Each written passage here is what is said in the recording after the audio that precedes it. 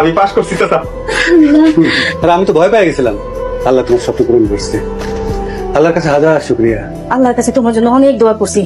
মা মরা পোলা, জীবনে অনেক কষ্ট করছো, তোমারে অনেক বড় হইতে হইব, জীবনে অনেক বড় হইতে হইব বাবা। সবাইকে দেখাই দিন, যারা আমার গ্রাম থেকে তাড়াই দিছে সবাই একদিন আমার সম্মান করে। খবর কি, বিষয় হয়েছে? আম্মা, আমাকে সব শেষ হয়ে গেছে। ওরা আমাদের টাকা পয়সা মাইনে দিয়া ওদের অফিসে তালা লাগায় ওরা পালাই গেছে। আমার জমি বিক্রি এতগুলো টাকা সব নিয়ে পালাই গেছে। আমি তোরে আগে করছিলাম বিদেশ যাওয়ার দরকার নাই, কিন্তু তুই আমার কথা শুনলি না। হাসানের বিরুদ্ধে যেমন তুমি ষড়যন্ত্র করছিলে, তেমন ভাবে তোমার ছেলের জীবনও আল্লাহ তার চেয়ে বেশি শাস্তি লেখা রাখছিল। আমার সহজ সরল পোলাটারে ষড়যন্ত্র করে গ্রাম ছাড়া করছো। তুমি কি মনে করছো আল্লাহ তোমার ছায়া দিব? ছাড়বো না। জসিম ভাই, খবর শুনছেন? আপনার তো একটা বড় সুসংবাদ আছে। সুসংবাদ? আজকাল তো দুঃসংবাদ ছাড়া কিছুই পাই না। কি সুসংবাদ মাস্টার সাহেব? আপনার হাসান মেডিকেলে চান্স পাইছে। কি কইলেন? আমার হাসান মেডিকেলে চান্স পাইছে? এই কথা আপনি জানেন কেমনে? হাসান আমার ফোন দিছিল, কইছে জানাইতে।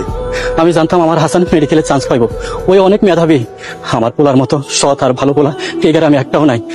ফাতেমা, কি রে, কি হইছে? হাঁপাইতেছিস কেন? খবর শুনছস? কি হইছে? হাসান ভাই ডাক্তারিতে চান্স পাইছে। কি সত্যি? কার কাছ থেকে শুনছস? কে কইছে? স্যারের লগে দেখা হয়েছিল, হাসান ভাই স্যারে কল করছে। আল্লাহর কাছে লাখো কোটি শুকরিয়া। মানুষটা ছোটবেলা থেকে মনে স্বপ্ন পুষে রাখছিল ডাক্তার হইব, আল্লাহ তার স্বপ্ন পূরণ করছে। আরেকটা ঘটনা ঘটছে, রাতুল ভাই টাকা পয়সা সব মাইর গেছে। এরই কয় উচিত বিচার। ওনার মা হাসান ভাইরে চাষা কামলা বলে গালি দিত।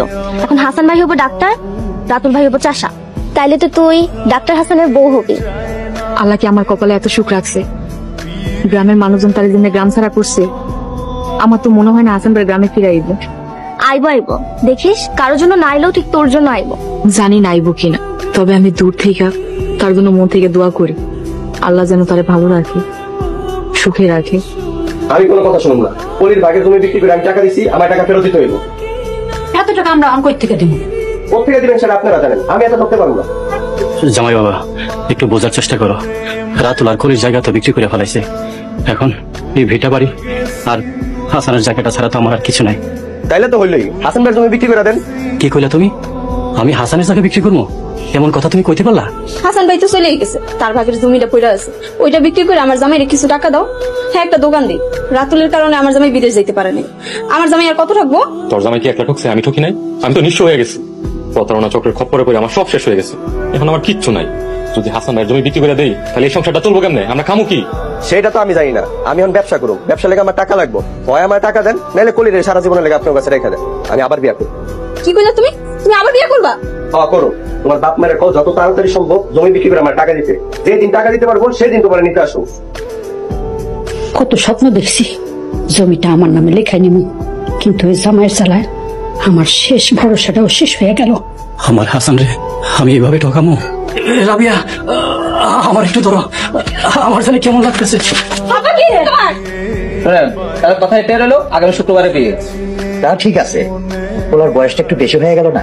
পুরুষ মানুষের আবার কিসের বয়স? ছেলের অনেক টাকা আছে, আপনার মেয়ে অনেক সুখে থাকবে। কিন্তু মা মরা মাইয়াডারে বুঝা বেটার লগে বিয়া দিব?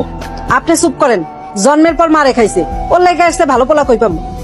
আব্বা চাচি, আমি ওই বুড়া বেটার জীবনও বিয়ে করবো। কেন বিয়া করবি না কেন? তোর মতো যুবতী মায়ের কি ঘরে বহে বহে খামো? ইস শখ কত! আগামী শুক্রবার বিয়া, চুপচাপ বিয়ার পিড়িতে বয়ে পড়বি। আব্বা আমার মাফ করে দেন, আমি বিয়ে করতে পারবো না।